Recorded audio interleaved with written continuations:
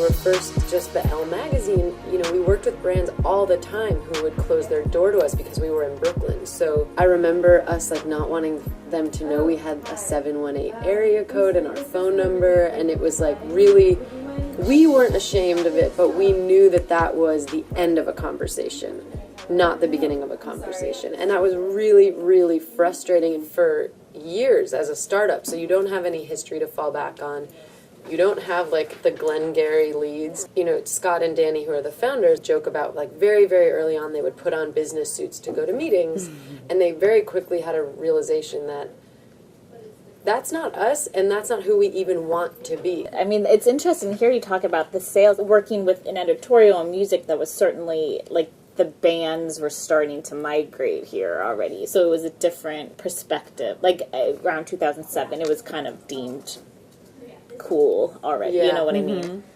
Brooklyn is a brand. I mean, I understand why that exists, and that like little term, that tag comes along with it, and it really does. It makes absolute sense. But I didn't move to Brooklyn because it was like a brand. I moved here because there's so much stuff happening here, and I love music. The idea of going to shows every night, that idea was so exciting to me. And I would think that a lot of bands and artists and the filmmakers, that's why they're moving here, not because like there's money here. Yeah. I mean, that sounds so maybe innocent and like naive to say, but I actually truly believe that.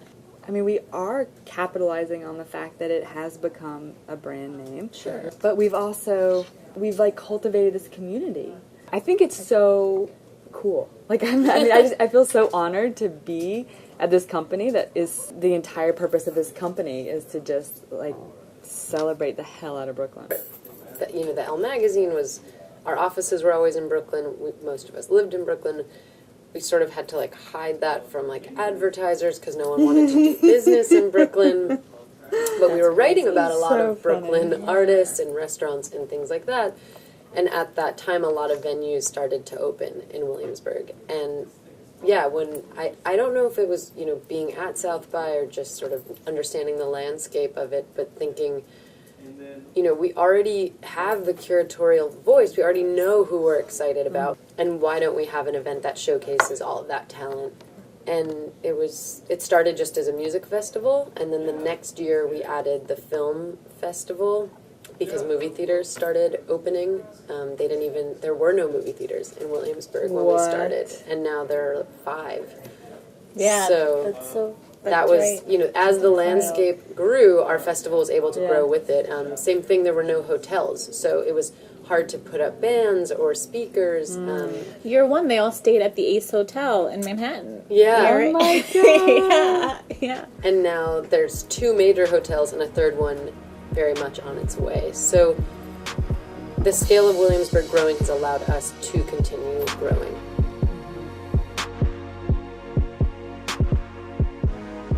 What are some of the shows, sort of like the smaller club shows that you could educate Allison and I on that we should be privy to?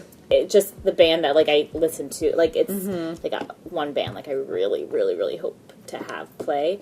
This year is Girl Band. They are from Ireland.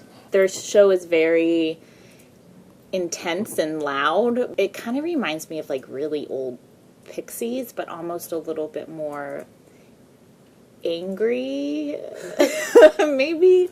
Lauren Beck, this is surprising. It's so good. Angry music? So good. I don't think of you as a lover of angry music. I do. It's like a way to get the aggression or like the frustration out. Yeah.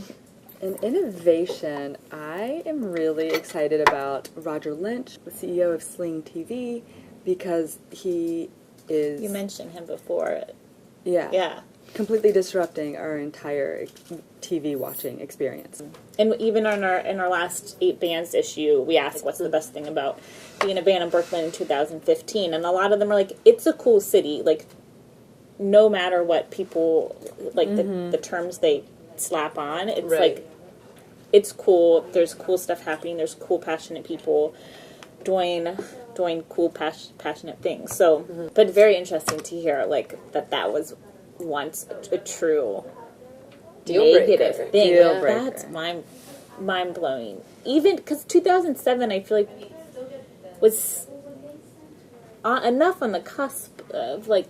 You know, but I think forward-thinking people were already there, but you have to remember that corporate America is always slow to get there. So it took them another 7 years, or 5 years. I would say the last few years has been a bit different.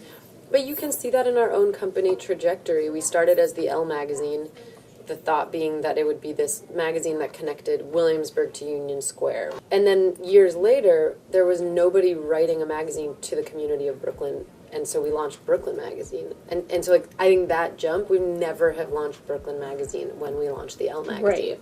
I think actually there have been Brooklyn magazines with different names, but Brooklyn in them, and they all folded. Because the fact that we were in Brooklyn and Manhattan with the Elle, like, helped us survive.